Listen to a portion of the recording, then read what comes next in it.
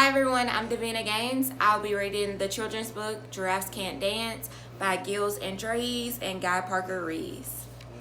Gerald was a tall giraffe whose neck was long and slim, but his knees were awkwardly crooked and his legs were rather thin.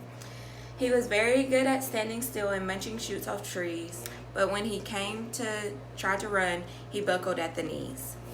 Now every year in Africa, they hold the jungle dance, where every single animal turns up to skip and prance.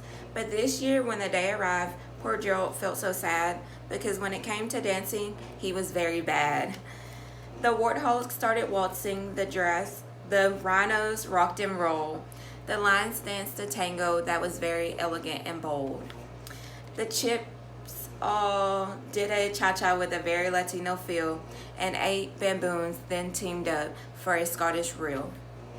Gerald swallowed his way bravely as he walked towards the floor, but the lions saw him coming and they soon began to roar. "Hey, look at clumsy Gerald," the animals all sneered. "Giraffes can't dance, you silly fool. Oh, Gerald, you are so weird." Gerald simply froze up. He was rooted to the spot. "They're right," he thought. "I'm useless. Oh, I feel like such a clot." So he creeped off the dance floor and he started walking home. He never felt so sad and so alone. Then he found a clearing and he looked up at the sky. "The moon can be so beautiful," he whispered with a sigh. "Excuse me," coughed a cricket, who'd seen Gerald early on, "but sometimes when you are different, you just need a different song. Listen to the swaying grass and listen to the trees. To me, the sweetest music is those branches in the breeze." So imagine that the lovely moon is just playing for you.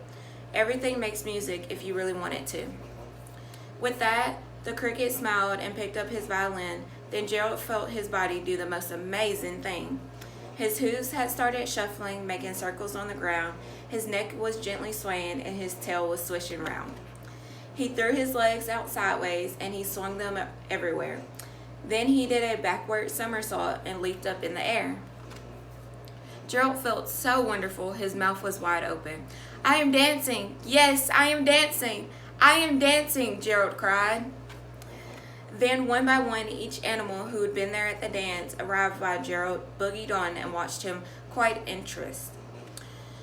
They shouted, "It's a miracle! We must be in a dream. Gerald's the best dancer we've ever seen."